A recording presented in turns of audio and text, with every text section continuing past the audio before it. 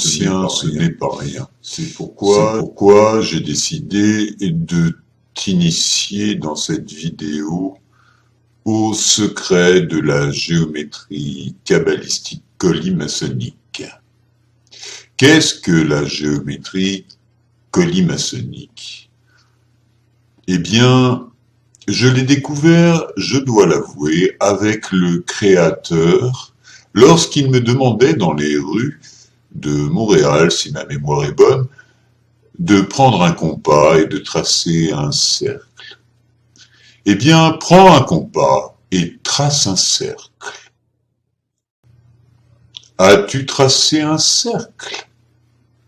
Bien. Maintenant, l'écart de ton compas reporte celui-ci sur le contour du cercle, n'importe lequel des points constituant le contour de ce cercle. Remarque que le contour et le centre se rejoignent. Mais ceci ne se voit pas sur un papier en 2 dimensions. Or, place donc ton compas sur le contour du cercle et trace un second cercle qui va rejoindre le premier en son centre. As-tu tracé ce second cercle? Bien. Tu remarqueras que le centre n'est pas le milieu. Cela dit, tu places donc la pointe de ton compas au centre de la figure et tu peux t'apercevoir que, en maintenant l'écart de ton compas, la distance qui sépare les 2 points d'intersection, qu'ils soient en haut ou en bas, des 2 cercles de ton centre, est inférieure à celle du cercle initial. Elle est effectivement de 6/5. Tu vas donc réduire l'écart de ton compas de façon à ce qu'il s'ajuste parfaitement aux 2 intersections des 2 cercles.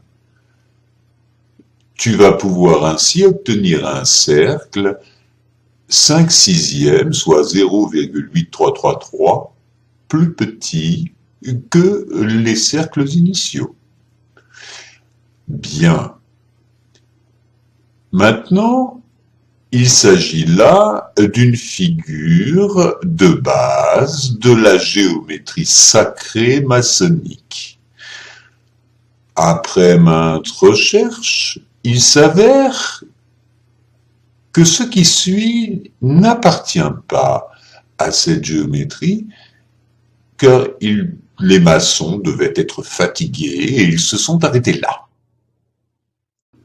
Or moi, Dice, ange crétin, sans doute inspiré quelque part par les propos, les affabulations de mon créateur, j'ai poussé la chose un peu au-delà. Maintenant, en reportant l'écart obtenu, le second, donc plus petit de 6/5 que le premier, sur le contour de chacun des cercles, on obtient à 1/7 près une figure heptaédrique, c'est-à-dire à 7 côtés. On remarquera que si on avait reporté le premier écart obtenu, c'est-à-dire celui du premier cercle sur le contour de l'un de ceux-ci, on aurait obtenu une figure hexagonale, c'est-à-dire à 6 côtés. Mais n'en restant pas là, nous projetons maintenant de prendre depuis, par exemple, l'intersection des 2 cercles en haut, un report du second écart sur tout le contour de la figure, en reliant les 2 cercles comme en une ellipse, ou en traçant un plus grand cercle, pour être plus précis, contenant les 2 cercles, et en reportant ce second écart sur le périmètre de ce cercle, nous obtenons une figure. décaédrique, c'est-à-dire à 10 côtés. Comme quoi, le 7 est bien fondateur du système décimal. Et moi, la métrique me met la trique. Absolument relative d'ailleurs. Oui, mais l'affaire maintenant. Maintenant, il est intéressant de penser que si l'on suit une figure décaédrique, et non dodécaédrique, qui serait donc constituée de 12 côtés, donc de 2 hexagones, comme nos 2 cercles initiaux, nous serions dans une figure un peu déviante, puisque dans une autre dimension, une dimension carrée, soit une dimension de type seconde dimension, qui nous permet de représenter sur un plan quelque chose de parfaitement étalonné, et qu'on peut préciser à l'infini. Mais est-ce une mesure juste pour autant? Dans la globalité, elle est déviante. On s'en rend compte maintenant, libre à vous de dessiner, amusez-vous et éclatez-vous avec votre petit compas maintenant. Et constatez par vous-même que si le système décimal est basé sur le nombre 10, soit un 1 figurant la totalité et un 0 qui n'existe pas par définition, il est basé sur la division d'un principe pentagonal. D'ailleurs, il est intéressant de penser que si l'on reprend cette mesure commune, cet écart plus petit aux 2 cercles initiaux, et qu'on le reporte sur le premier, on obtient un pentagone. Et si l'on suit, comme le disaient les maçons, le mouvement et la forme de ce polygone, on obtient des proportions d'or. Qu'est-ce que la proportion dorée? C'est la proportion centrée. 1/618 est le seul nombre qui a pour inverse un miroir, 0,618.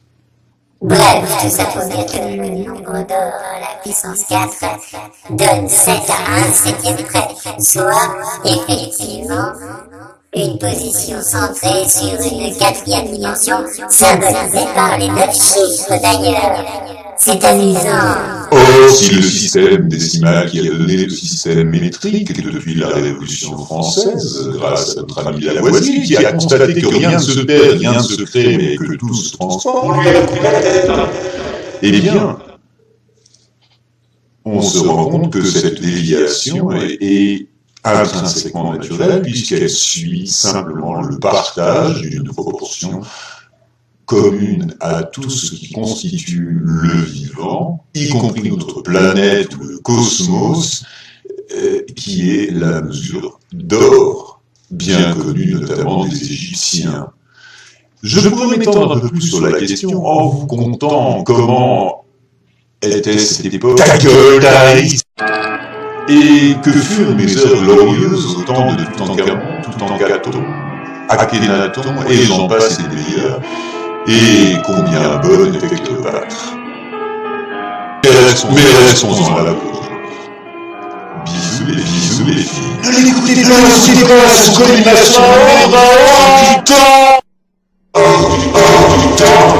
du temps.